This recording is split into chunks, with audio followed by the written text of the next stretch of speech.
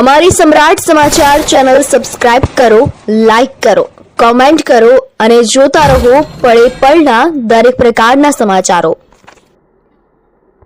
તળાજા તાલુકાના રાજપરા નંબર 2 નજીક બાઇક અકસ્માત। તળાજાના 2 વ્યક્તિ ઇજાગ્રસ્ત થયા હતા।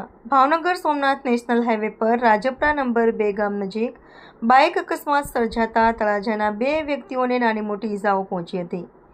અકસ્માત બાદ સ્થાનિક લોકો અને રાહદારીઓ તાત્કાલિક મદદ માટે દોડી આવ્યા હતા। ઇજાગ્રસ્તોને પ્રાથમિક સારવાર આપ્યા બાદ વધુ સારવાર માટે 108 મારફતે ભાવનગરની હોસ્પિટલ ખાતે ખસેડવામાં આવ્યા હોવાનું જાણવા મળ્યું છે। આજે ગત રાત્રિ દરમિયાન થયેલ અકસ્માતનું ચોક્કસ કારણ જાણવા મળ્યું નથી। જોકે ઘટનાને લઈને સ્થાનિકોમાં ચિંતા વ્યાપી હતી। સદનસીબે અકસ્માતમાં કોઈ જાનહાનિ થયેલ ન હોવાનું સ્થાનિક લોકોએ જણાવ્યું હતું।